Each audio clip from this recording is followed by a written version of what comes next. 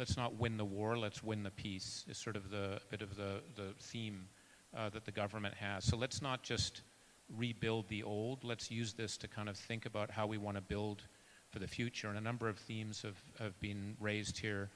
One is clearly multilateralism. As a small trading nation, we're very, very worried about the increasing protectionism. We have to trade, so we are all in on the WTO.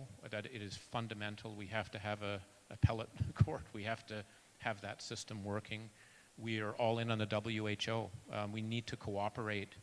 We're all in on the sharing of the vaccines and helping countries that may not have the resources to be able to deal with this. It's not only the right thing to do, it's in our selfish interest to do it. So the multilateral push is very high in where we are. But we're also looking at our economy.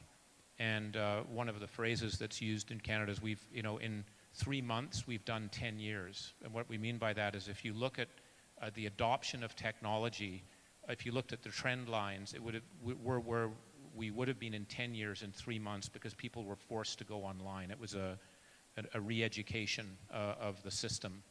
And Canada is actually a fairly advanced technology country. We may be known for our rocks and trees, but technology is actually a big part of what we do. And so there's a very big embrace on the technological infrastructure. And that would bring me to maybe the comment you made at the beginning, Ed, about what would be some things we could ask for, I think, from you, if you will. And I think for Canada having access to this huge consumer market, rapidly becoming the #1 consumer market in the world, that is extraordinarily technologically advanced. And because of technology, we can have a 3-person SME in northern British Columbia connect with Chinese consumers. And there's a lot we need to do in Canada to upgrade and upshift our capabilities to be able to do live streaming and all of the many things that are becoming natural. But there's also the need for access to the market. And I think it'll be better in the long term for the people to people and business to business and then government to government side.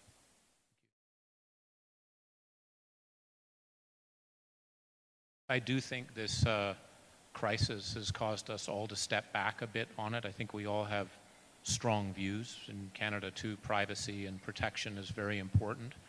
I think, though, when you see the key thing is what are the principles? I think, again, is what's said. It's that you own the data and you can protect where it goes. But I think there comes to be a broader public policy issue. If you think about healthcare writ large, if we're going to innovate and apply more artificial intelligence to healthcare, we need data. You can't do it without the data. And I think looking for ways in which you're able to share the data while protecting it, which actually we think can be done, is something that we need to explore. So I feel like it's been a bit of a jolt to step back and let's see where that works. There's a lot of myths and realities about China. When for example, in Canada, people say, well, it's the surveillance state. People are, that no wonder they can do it. Actually, a lot of the apps were developed by private companies. They weren't developed by the government, if you will, and that's why they often don't talk between the cities.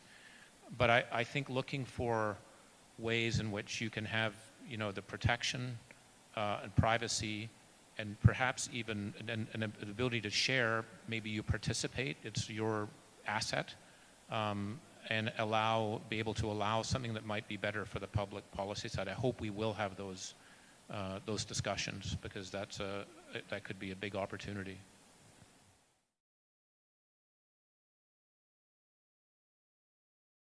I think there's a lot that you could do.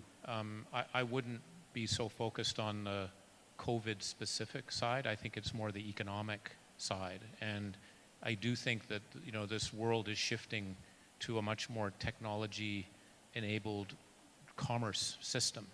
And China is very advanced on that side with the digital consumer. And a lot of countries think they're that way, but they're not. And being able to explain to people how you can actually trade and build and move things, because we talked about the SMEs again. The e-commerce platforms that we have and the direct linkages to consumers provides an amazing opportunity. And that, talking about how that works, providing opportunities for small, medium-sized enterprises in those places to be able to see it and build their capability, I think could actually help countries. If I think about our own country, just a very micro, boring example, but there's an Aboriginal group north of Manitoba where a person makes mucklucks. There's sort of the footwear for the winter, sells 10 of them a year.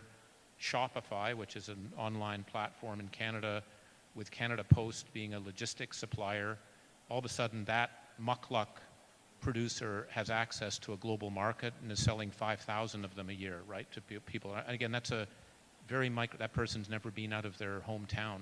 But that's what this platform is doing. It's allowing a more inclusive growth. And what are the requirements to be able to do that? And getting data sharing is on the far horizon. There's a lot of stuff that can be done before that. So I think that, and then echoing what you're saying, what can we do for Africa? What could you do in East Africa, where you've got an extraordinarily young population that wants to be educated? It's in all of our interest that demographic boom. Is there something that could be done there? So I think those are the areas where, using that business and technological prowess could make a big difference.